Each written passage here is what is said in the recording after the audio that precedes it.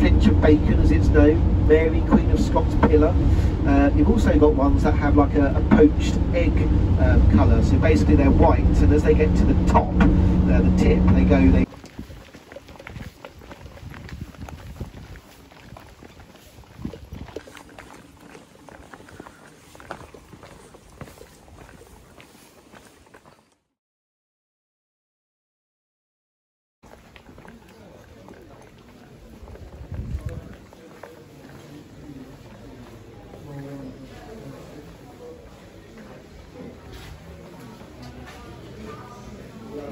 बिन में डाल देंगे।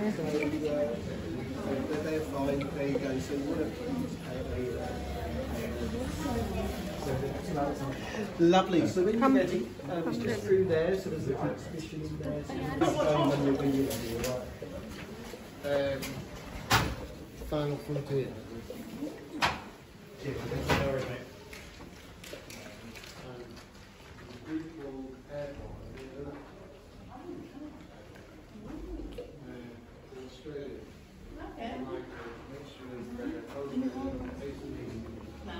Fossils.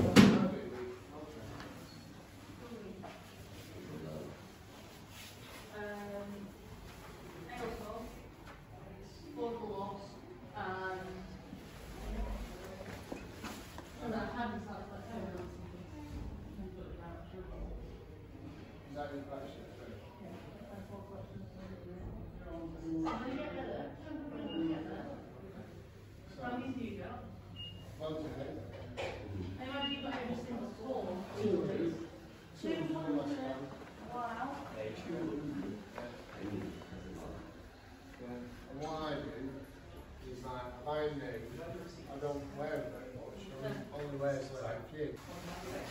Yeah, it keeps it vulnerable. And I can see which one it is. Only you would have over 200 notes.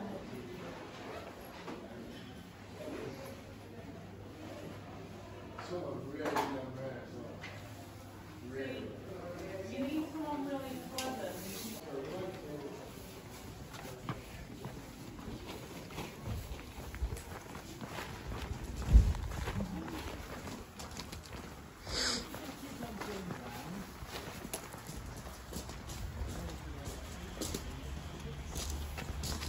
Yes.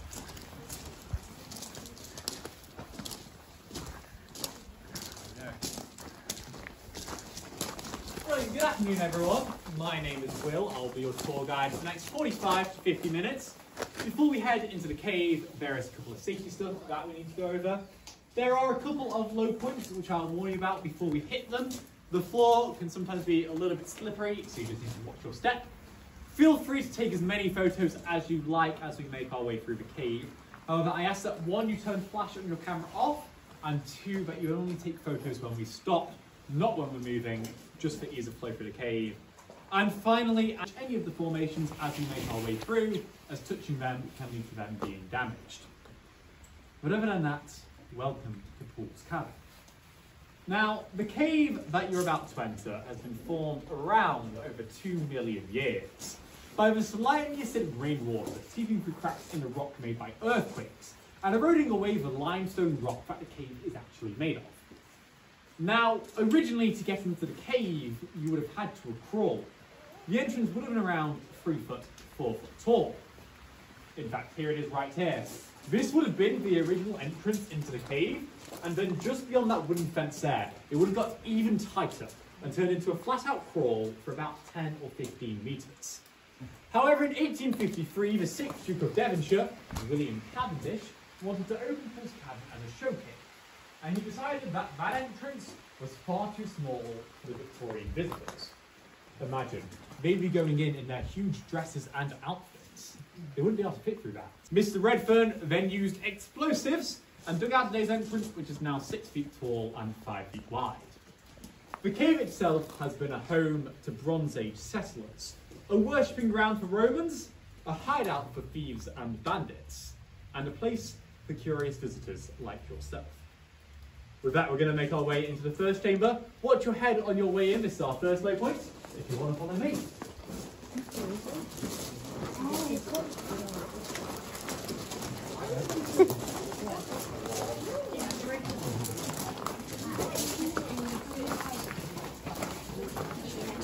Get in. I'm sure that side over there a million. Oh, I'm just sure they have. It's cold. Oh my god, it's very cold here. Yeah, they have painted floors down there.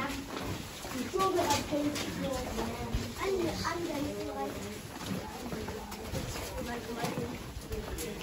And It's not a little bit cold, it's very cold.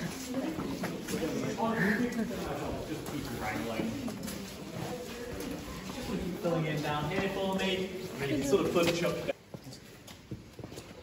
Now, we call this chamber the Roman chamber. Now, we call it the Roman chamber, but it was actually originally used by Bronze Age settlers. You may have noticed the temperature difference as we entered the cave today. That's because Poole's Cavern is a constant 7 degrees Celsius all year round. Now, don't get me wrong, that is cold, about 2 degrees warmer than a fridge. However, if you compare that to what a Bronze Age winter would have been, at around minus 30 degrees Celsius, you can understand why the Bronze Age people hid in here during the winter. Additionally, they hid in here from bears and wolves, and they also cooked food in here.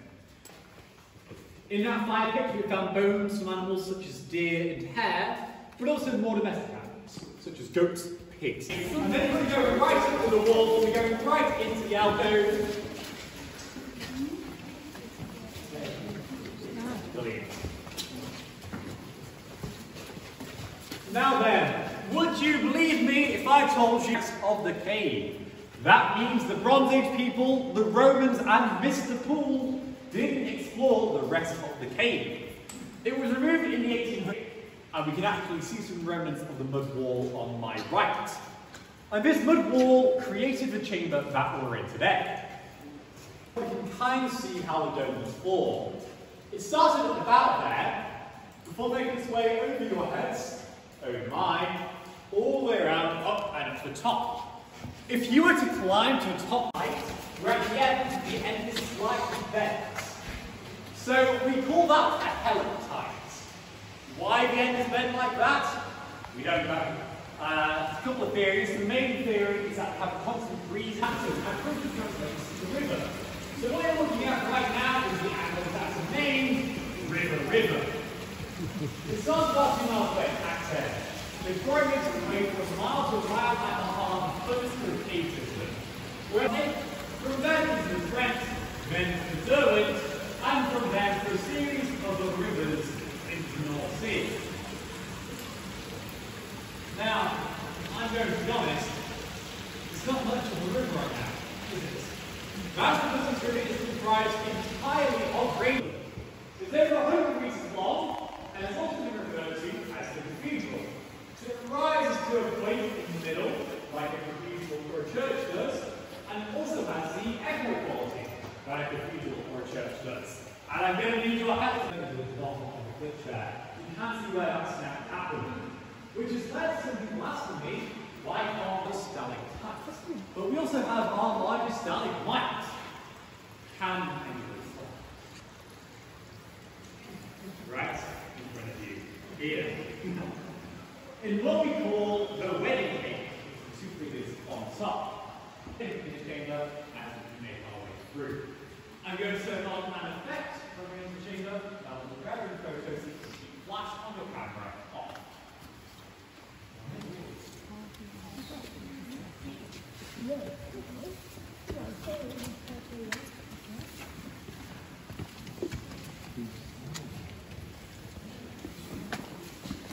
brilliant. And then if I could split you here. UV or ultraviolet light that reacts with the calcite, creating the glow that you see. I'm not going to lie to you and pretend that I fully understand how the glow works, but I can give you a sort of layman's terms explanation of it. UV light, which is the light you're seeing right now, emits very small particles of radiation. Other theories have been proposed as to what it could be. The first is that it's iron in the air, oxidizing on top. However, that has been quickly disproven.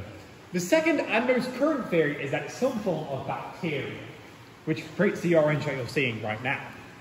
However, every bacteria that we've tested for so far has proven negative, and also wouldn't explain why the orange growth is happening just on top. Now, I mentioned before about accelerated growth. You'll remember me saying that the wedding cake is approximately 7 foot long. No, keep on filling in.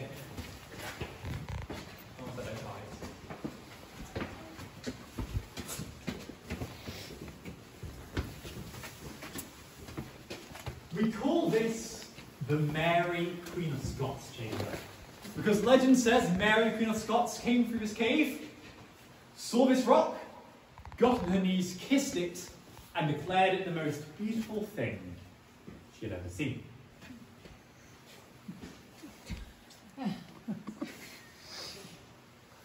I don't know if that's true. First of all, let's be honest, it's not a particularly pretty rock, is it? I think there are many more beautiful formations in this cave than this rock right here. Secondly, Mary was in Buxton because she had been placed under house arrest by her first cousin, Queen Elizabeth I, for 18 years, as Elizabeth was worried about Mary's claim to the throne. She was staying at what is now known as the Old Hall Hotel, and she was staying there because she had arthritis and rheumatism, which meant she was in extreme pain whenever she moved. And this likely came from her being under house arrest. We call it house arrest, but remember, she was technically still a queen.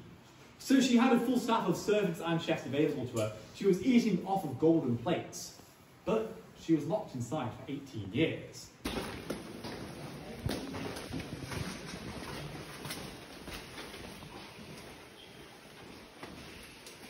And then you can feel free to sort of plug that gap there as you're moving down.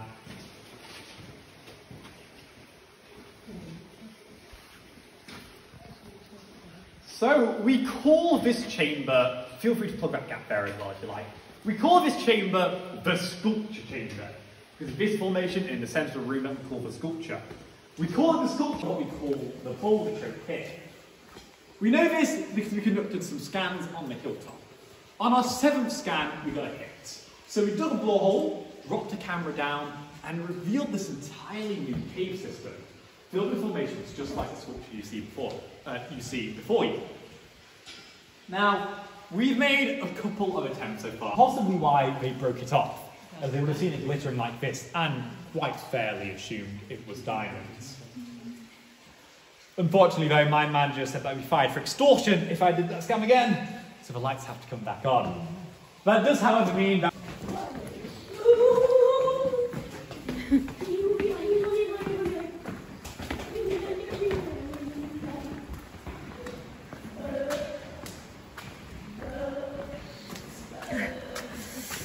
सर्दी हो रही है अब तो look down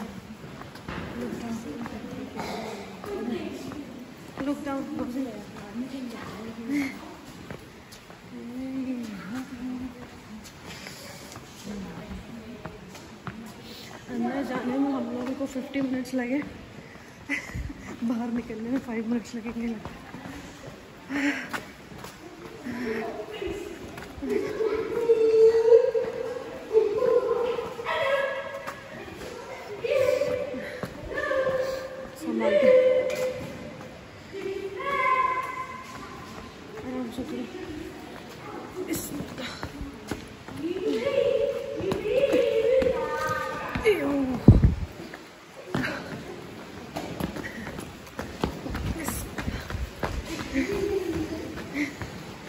है नीचे करो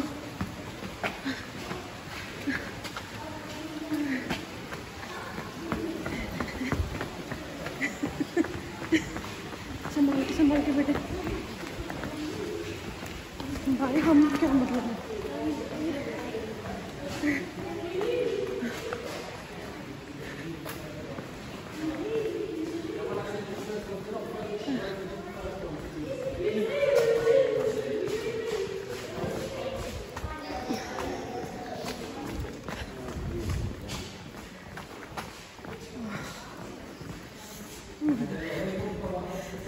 सर्दी, बड़ी सर्दी। हाँ, मेरे हाथ तो फ्रीज हो गए।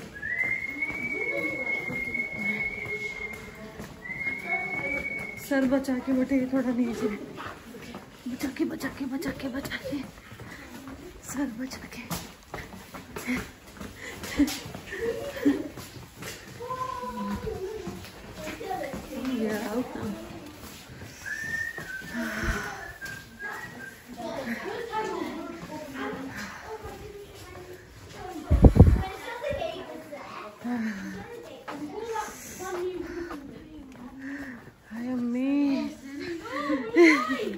हम जब दो